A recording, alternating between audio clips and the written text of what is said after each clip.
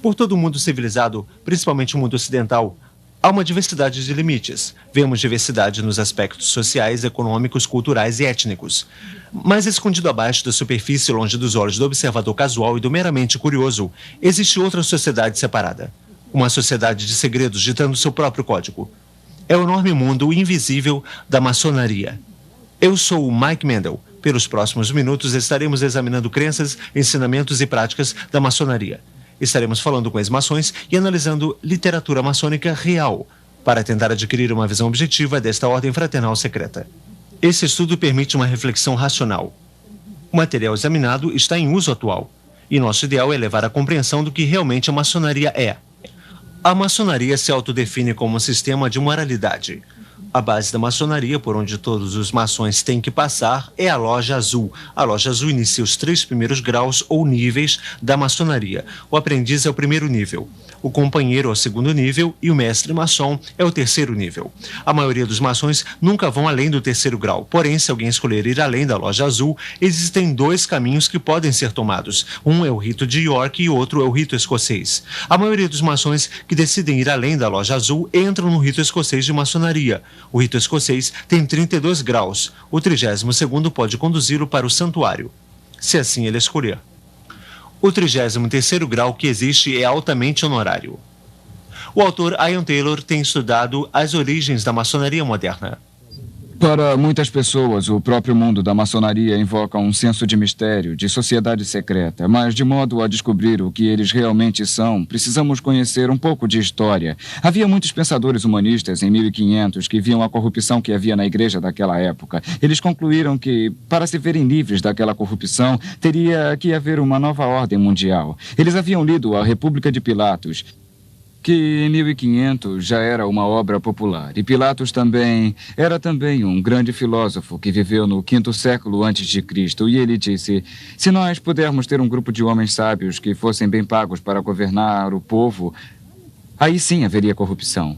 Um bom pensamento, um pensamento inocente. O nosso governo é corrupto. Entretanto, ainda existem pessoas muito boas hoje em dia. Esse tema estava em pauta para os pensadores humanistas de 1500. Para fazer isso, eles precisavam antes descobrir a ordem mundial já existente. Essa ordem mundial estava baseada sobre o poder do reinado de Deus pelo rei e pela igreja. Mas para sugerir isso, seria uma heresia daqueles dias e eles teriam perdido suas cabeças literalmente. Então, eles tiveram que formar uma sociedade secreta.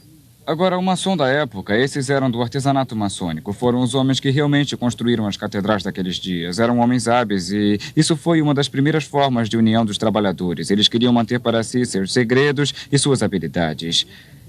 Haviam boas razões para isso, e então os pensadores humanistas se infiltraram dentro das lojas de artesanato maçônico, e então eles se tornaram os maçons especulativos. Eles eram chamados especulativos pelos maçons artesanais, porque eles não saberiam diferenciar um esquadro de um compasso. Eles eram apenas os humanistas, os idealistas, os acadêmicos.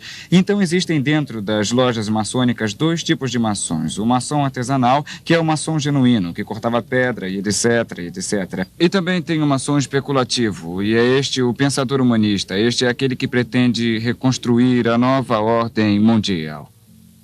O autor e conferencista Ron Carlson dedicou 3 anos estudando profundamente o tema maçonaria. A maçonaria moderna realmente começou no ano de 1717, na Inglaterra. A loja foi formada e muitas dessas coisas foram desenvolvidas depois de 1717, na Inglaterra. Então veio para a América e Canadá, quando as pessoas migravam para a América do Norte durante aqueles anos. E está vastamente estabelecida aqui na América do Norte. Está estimado que próximo a 5 milhões de homens estão envolvidos na maçonaria aqui na América do Norte. Talvez 1 milhão no santuário.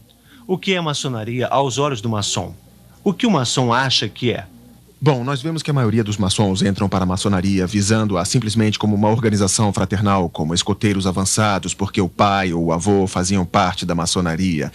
E eles se envolvem inocentemente, sem se darem conta de que é uma organização religiosa desenvolvida para específicos fins espirituais. Ao passar dos séculos, o homem tem desenvolvido uma variedade de crenças e tradições.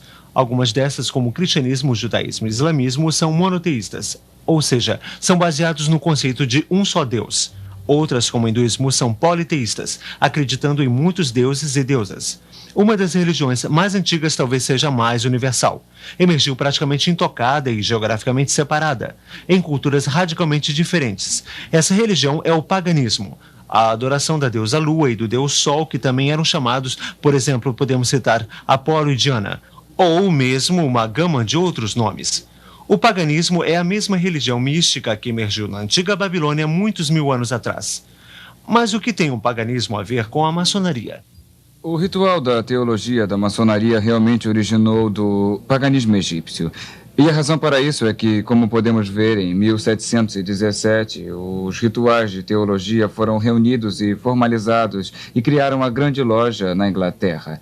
A razão era que já havia, naquela época, um grande número de lojas na Inglaterra e em toda a Europa. E naquele tempo todos tinham práticas um pouco diferentes. Essas práticas vieram das origens de maçom especulativo, que obviamente era o ecrucionismo. E seus membros acreditavam nas tradições egípcias e, como podemos ver, dentro da maçonaria encontramos Osíris, Adonis e Ísis, que são mencionados frequentemente. Então é claro que esses são os símbolos pagãos. Um dos rituais usados em algumas das lojas antes de 1717 e um pouco depois também era o ritual de iniciação com o sangue. Neste momento, o dedo mínimo era cortado e o sangue era derramado, e este era o novo membro fazendo uma aliança de sangue com a organização. O que acontece é que quando o maçom se une à loja, ele primeiro entra no que é chamado de loja azul. E a primeira coisa que ele é obrigado a passar é pela cerimônia de iniciação, chamada de nível de aprendiz. E nesta cerimônia de iniciação, parte da sua roupa será tirada e uma venda será colocada sobre seus olhos e uma corda em seu pescoço. E ele vai ser trazido para a porta da loja maçônica. Ali uma pessoa se aproxima dele e o conduz até lá dentro. E ali ele vai se achegar ao altar. E o mesmo maçom vai ficar atrás do altar e depois do altar fica um homem chamado Venerável Mestre. Hoje percebemos que quando um novo membro se junta à organização, ele se ajoelha com os olhos vendados e com o peito nu. O mestre da loja encosta uma espada de ponta afiada no peito esquerdo. E eles são inquiridos com os olhos vendados a fazer um juramento de sangue, para não revelar os segredos da maçonaria, ou eles perderiam sua vida. Todo maçom coloca seu dedão em sua garganta e faz o juramento de sangue, para não revelar os segredos da maçonaria, ou terá sua garganta cortada de orelha a orelha, seus intestinos rasgados serão dados aos animais.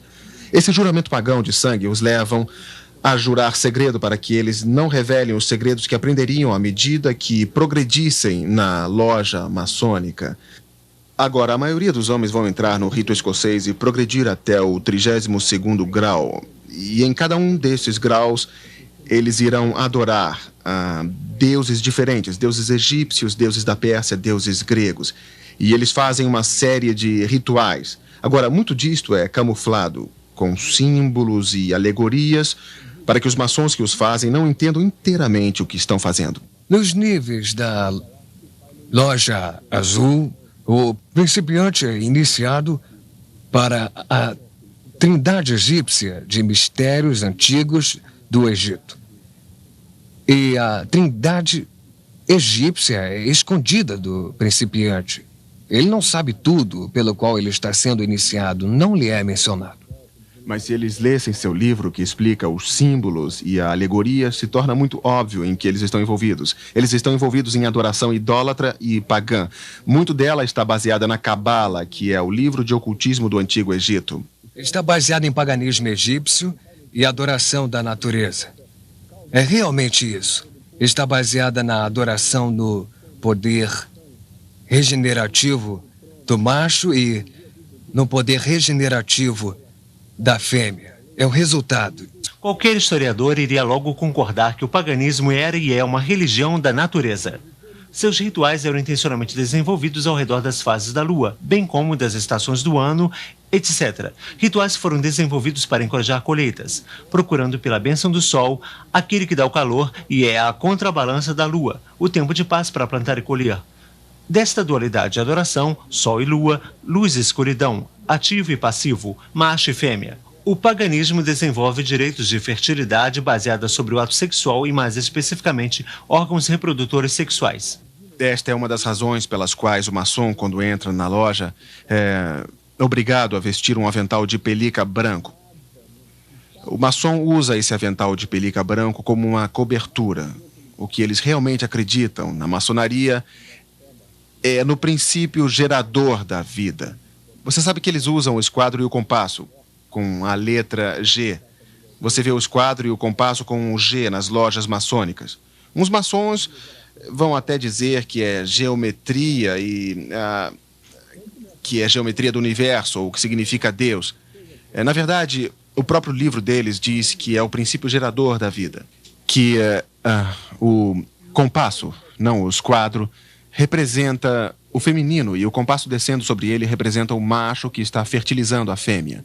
Este é o princípio gerador. O órgão masculino é o que traz a imortalidade na vida.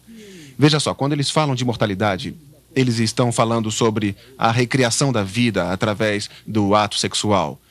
E isso é o que eles estão cobrindo com o avental de pelica branco, e é por isso que a mulher nunca pode ser maçom. Ela não tem o princípio gerador da vida, por isso eles orgulhosamente usam em sua lapela o esquadro, o compasso e a letra G. A maçonaria usa símbolos pagãos egípcios com frequência, como podemos perceber, e um que vem em minha mente é o obelisco. O obelisco é um pilar de pedra alto, com base quadrada e o topo de pirâmide. E isso era usado pelos egípcios como um símbolo de ressurreição. A ideia era um símbolo fálico faraônico, ficava erguido e ereto como um símbolo de procriação, onde a pessoa era ressuscitada através de seus descendentes. Esse era o seu argumento. Bem, a mesma coisa se explica hoje. Por exemplo, onde há um maçom enterrado, com frequência há um obelisco usado para marcar o túmulo. O Sr. John A. Macdonald, primeiro-ministro do Canadá, e George Washington, o primeiro presidente dos Estados Unidos. Ambos tinham obeliscos em seus túmulos. Algumas vezes o obelisco tem o esquadro e o compasso para indicar com toda a firmeza de onde eles estão vindo. E é verdade mesmo? Parece incrível que maçonaria, esse sistema de moralidade, possa ser realmente paganismo, possivelmente bem disfarçado. O ponto dentro do círculo é um dos símbolos mais eminentes. O grão-mestre Albert Pike ensina em O Simbolismo da Maçonaria, página 353. O ponto dentro do círculo é derivado da adoração ao Sol, que é, na realidade, de origem fálica. É um símbolo do universo, Sol sendo representado pelo ponto, enquanto o círculo é o universo.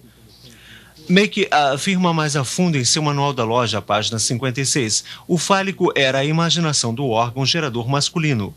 Era representado geralmente por uma coluna, que na sua base era rodeada por um círculo. O ponto dentro do círculo foi intencionado pelos antigos como uma espécie de poder fálico da natureza, o qual eles adoravam sob a forma única do ativo ou o princípio macho, mas do passivo ou o princípio da fêmea.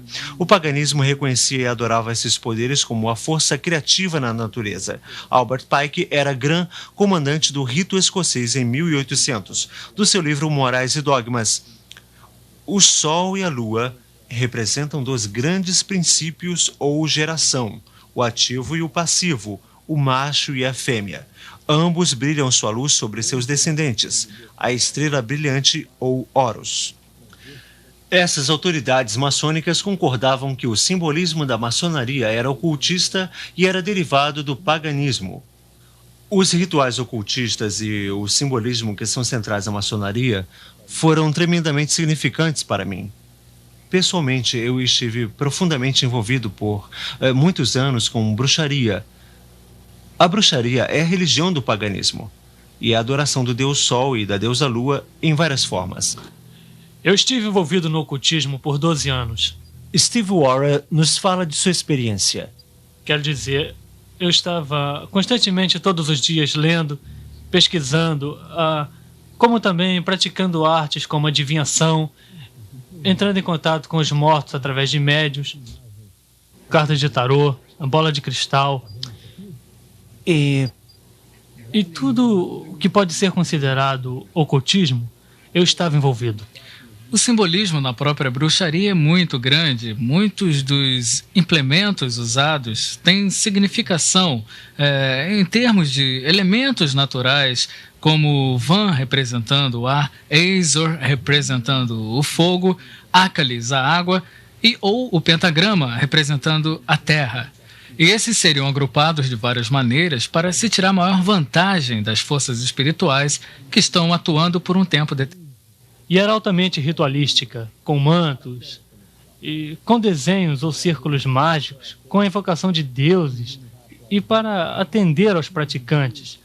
E também, quase tudo que se fazia, mesmo que não fosse um ritual formal, sempre tinha algo a ver com um ritual. Mesmo que fosse rogar uma praga, sempre acendíamos velas, trazíamos os elementos e montávamos o altar. Alguns dos paralelos entre maçonaria e a bruxaria mostram que as similaridades não são possíveis sem que sejam coincidência. Similaridades em rituais, trabalhos e simbolismos que são tão parecidos que fica claro sugerir uma origem totalmente comum. Para examinar essa possibilidade, falei com um número grande de ex-maçons e comparei a iniciação da Loja Azul com a iniciação dos ex-bruxos. Na iniciação da maçonaria, éramos recomendados por outro maçom. Para se juntar à seita, primeiro tínhamos que ser selecionados. Nós tínhamos que ser recomendados por alguém que já estivesse na bruxaria. Quando fui iniciado, meus olhos foram vendados. Me puseram uma corda e no peito me encostaram a ponta de uma espada. Na bruxaria nós éramos iniciados através de um tipo de ritual, de cerimônia de iniciação, onde o candidato era conduzido com uma corda e com os olhos vendados até chegar à borda de um círculo mágico. E a corda estava no meu pescoço e fui conduzido adiante. E na frente, no outro lado do prédio, ficava o venerável mestre.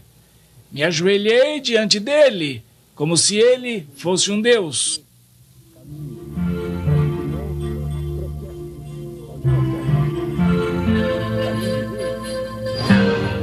Quando fui iniciado na loja, um tipo de faca foi posta em meu peito esquerdo. Fui avisado que se eu revelasse qualquer um dos segredos da maçonaria, eu seria punido. Quando você era apresentado ao sacerdote, uma espada era posta no seu peito, você fazia um juramento de sangue, prometendo ser fiel aos segredos da bruxaria. Quando você está na sala, a venda é tirada de você, e essa é a hora em que você diz que está vindo das trevas para a luz. Durante a cerimônia de iniciação, o iniciante é conduzido pelo sacerdote e é desafiado na beirada do círculo por alguém dizendo: "Quem está aí?" A resposta é: alguém do mundo das trevas. Nossas orações terminavam com "assim seja". Um dos outros aspectos e também características da bruxaria é que sempre ao final de qualquer feitiço ou ritual, onde o poder era liberado, pois era aqui que era liberado, falava-se então "assim seja". Fiquei muito intrigado ao saber que a bruxaria e a maçonaria tinham tanto em comum. No entanto, os seguidores da bruxaria dispensam o conceito bíblico de Lúcifer. A maçonaria vai tão longe que realmente chama Lúcifer de Deus. Nas palavras do soberano pontífice da maçonaria universal, Albert Pike. Sim, Lúcifer é Deus. Infelizmente, Adonai também é Deus. A verdadeira e pura religião filosófica é a crença em Lúcifer, o igualitário a Adonai. Mas Lúcifer, Deus de luz e Deus de bondade, está lutando pela humanidade contra Adonai, o Deus das trevas e da maldade. Ouça as palavras do maçom do 33º grau, Manly P. Hall. Quando o maçom descobrir que a chave do guerreiro é a correta aplicação do dínamo de força vivente, então ele aprenderá o mistério da sua arte. As forças agitadas de Lúcifer estão em suas mãos e antes que ele possa dar passos à frente e para cima, ele deve provar sua habilidade em aplicar essa energia. Dos literalmente milhões de maçons do mundo todo, quantos estão realmente conscientes do real significado dos símbolos maçônicos? A resposta é bem poucos. Como a maioria dos maçons nunca ultrapassam o 3º grau da loja azul, a classificação de mestre maçom, a maioria deles nunca descobrem no que estão envolvidos. E nunca vão descobrir o que é maçonaria, a não ser que tentem entrar nos níveis mais altos do rito escocês ou do rito de York. De fato, eles não são só ignorantes, são deliberadamente enganados por seus superiores na loja. Assim falou a própria autoridade Albert Pike. Os níveis azuis não são mais do que a parte de fora do templo.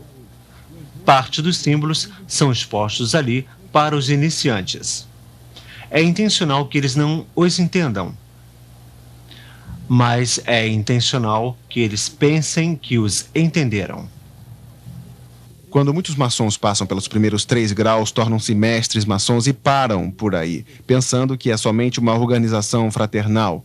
E eles não percebem que seus líderes têm conscientemente mentido e os enganado porque eles não querem que se entenda os verdadeiros ensinamentos da maçonaria. Eu comecei com boas intenções, achando que estava entrando numa fraternidade de fato muito interessada em ajudar pessoas.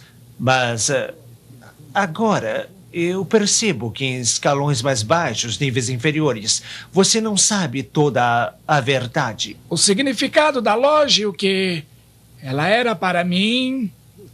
Um grupo de pessoas que estavam ali para ajudar os outros. E haviam diferentes coisas assim, que se podiam perceber na loja. As pessoas estavam juntas, unidas por algo. E pensei ser uma organização cristã. O que fazia alguém pensar que a loja maçônica era um lugar cristão? Era o fato que encontrei pessoas que eram membros da mesma igreja a que eu pertencia, a Igreja Presbiteriana do Canadá, como membros da loja, membros em posições importantes na loja. E acontecia que essas pessoas, dentro dos rituais, usavam citações das Escrituras. Então, isso me fez pensar que eu estava certo.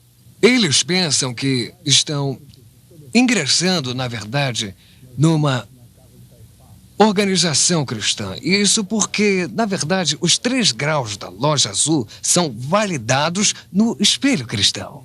Jesus Cristo é o centro da fé cristã. E, de fato, sem ele não há cristianismo. Isto é porque Jesus declarou ser Deus encarnado e, como tal, não pode ser separado de seus ensinamentos. Ele não ensinou um sistema de moralidade para levar alguém a Deus. Ao contrário, ele disse ser o caminho ao Pai. Na maçonaria, qual é o ensinamento oficial sobre o Messias? Ouça de novo o soberano pontífice do rito escocês, Albert Pike. Ela reverencia todos os grandes reformadores. Ela vê em Moisés, o doador da lei dos judeus, em Confúcio, Zoroastro, Jesus de Nazaré e no árabe iconoclasta grandes mestres de moralidade e eminentes reformadores, e nada mais. Em outras palavras, Jesus foi reduzido a um grande reformador. Nem um pouco diferente de Confúcio ou Zoroastro, mas a Bíblia diz claramente em Atos capítulo 4: em nenhum outro há salvação, porque também debaixo do céu nenhum outro nome há dado entre os homens pelo qual devemos ser salvos. A essência do cristianismo é que o homem é incapaz de salvar a si mesmo. Por esta razão, Deus mandou seu único filho para fazer expiação por nós, morrendo em uma cruz. Isso é tão diferente da forma de ensinar de Manly Hall em seu livro Chaves Perdidas da Maçonaria. O verdadeiro maçom não é preso a uma crença. Ele percebe com iluminação divina de sua loja que, como maçom, sua religião deve ser universal. Cristo, Buda, Maomé, o nome significa pouco, porque ele reconhece somente a luz e não o condutor. Ele adora em todo santuário, se ajoelha diante de qualquer altar, seja num templo, mesquita ou pagoda, catedral, e percebe com seu verdadeiro entendimento a unidade de todas as verdades espirituais. Nenhum maçom pode ser limitado, pois sua loja é a expressão divina de toda a abrangência. Nenhum maçom pode ser limitado, pois a sua loja é a expressão de toda a abrangência.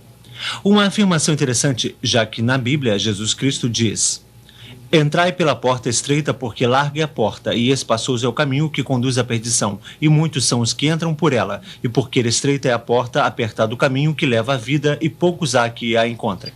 Os maçons dizem que Jesus Cristo é simplesmente outro grande mestre, outro grande profeta moral, é igual a Buda. Realmente os maçons ensinam, de acordo com Albert Pike, que Buda foi o primeiro grande professor maçônico. Então eles estão igualando Jesus a Buda, a Maomé e a líderes religiosos. Como qualquer outro líder religioso, ele não é Deus, ele não é o Salvador encarnado que veio para salvar o homem dos seus pecados, porque o maçom não precisa de um Salvador. Os maçons acham que eles podem salvar a si próprios através de boas obras. Na loja que eu pertencia, nós tivemos um muçulmano pedindo para ser membro. E os membros da minha loja não tinham como iniciá-lo porque sabiam que não poderiam iniciá-lo com a Bíblia Sagrada. Então, eles mandaram uma carta para a grande loja de Alberta, Canadá, pedindo instrução. E a carta voltou afirmando que deveríamos colocar o Alcorão com o esquadro e o compasso ao lado da Bíblia, com o esquadro e o compasso sobre o altar e iniciá-lo com todas as honras. O cristão acredita na Bíblia, no fato de que Deus existe na Trindade, as três pessoas que são o Pai, o Filho e o Espírito Santo. Mas o que a maioria das pessoas não sabem, inclusive os maçons, é que o Deus da maçonaria, o grande arquiteto do universo, também é uma trindade. Em ambos os ritos, tanto o escocês quanto o York, você descobre que os maçons estão em uma jornada procurando o nome perdido de Deus. Parte da sua religião é a crença que o nome secreto de Deus foi perdido. E eles contam toda uma história da construção do Templo de Salomão e o arquiteto Hiram Abif, que quando construíram o templo, perdeu o nome sagrado de Deus. Então eles dizem que o maçom está nessa procura para reaver o nome de Deus. E somente quando chega-se ao grau do Real Arco, finalmente é dito qual o nome sagrado de Deus e que só os maçons é que sabem. E eles se orgulham que só eles são os guardiões do nome secreto de Deus. E este nome só pode ser sussurrado entre os maçons por 3 maçons de cada vez, cada um falando uma sílaba. O nome é Jabulon, que é a combinação de 3 palavras: Jeová, Baal e Osíris, o deus egípcio.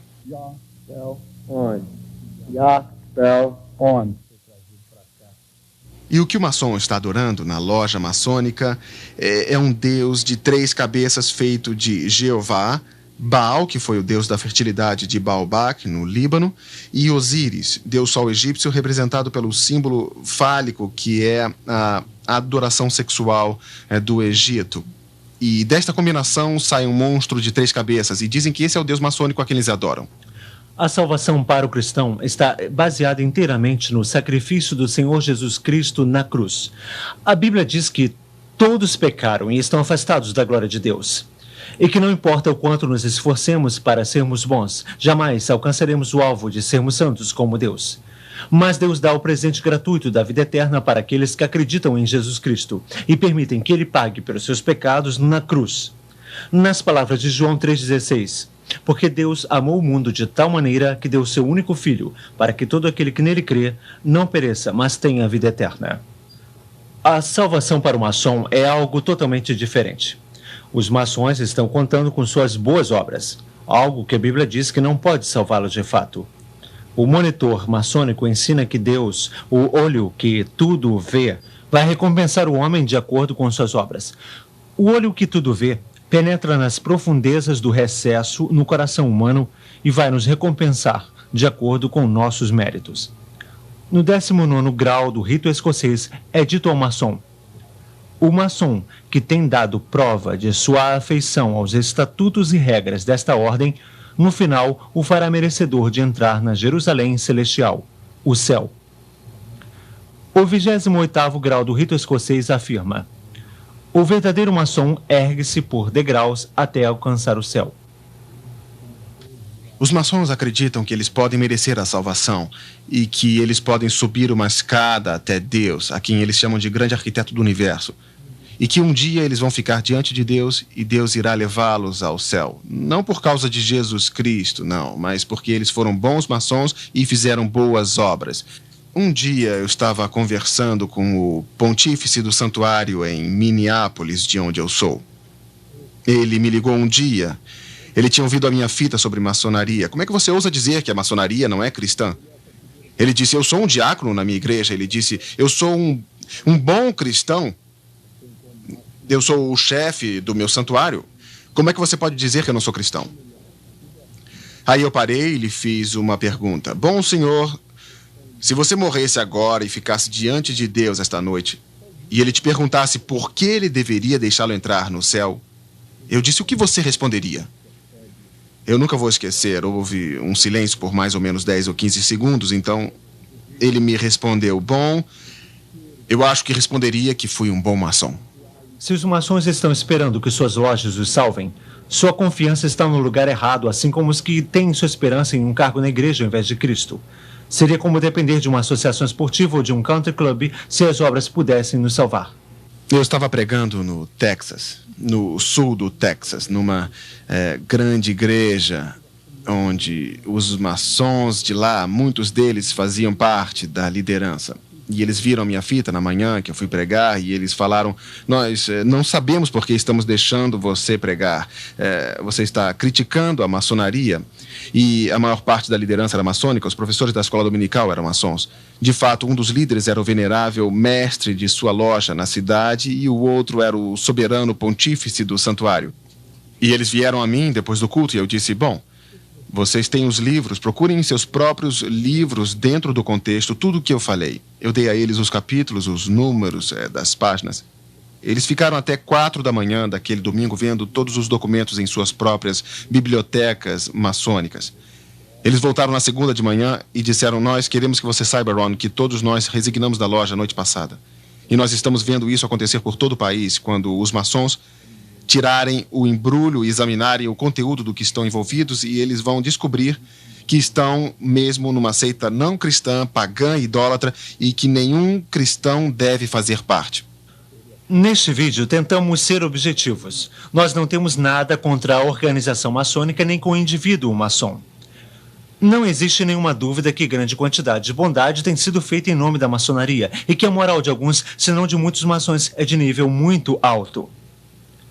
Mas isso, infelizmente, não é a questão. A questão real aqui é a religião pagã que tem mais em comum com a bruxaria do que com o cristianismo. Chega a hora em que você diz que veio das trevas para a luz. O seu Deus não é o Deus da Bíblia. É o Deus Jabulon, um composto de Jeová, Baal, o Deus da fertilidade, Osíris, o Deus Sol egípcio de adoração fálica. Sua forma de salvação não é a cruz de Cristo, mas o sistema de moralidade e boas obras para alcançar a tão almejada loja celestial. E para o maçom, Jesus Cristo não é o sem pecados filho de Deus, mas é rebaixado à posição de um simples reformador, que não é diferente de Buda, Confúcio ou Maomé. É aqui que levantamos a questão com a maçonaria. O mesmo Jesus que afirmou ser Deus em carne humana, afirmou ser o único caminho ao Pai. Também disse que não podemos servir a dois senhores. Se você é maçom, você tem que tomar decisão. Você não pode ser um cristão e permanecer na loja maçônica. Ou você deixa seus pecados serem levados à cruz de Jesus, ou então tente pagar por eles em um sistema de moralidade e boas obras. Há versículos da Bíblia que afirmam que devemos sair das trevas. E diz também que as trevas não têm contato com a luz. E também o livro de Provérbios afirma que existe um caminho que parece reto ao homem, mas conduz à morte. Então, o meu conselho para as pessoas é que se afastem de tudo isso.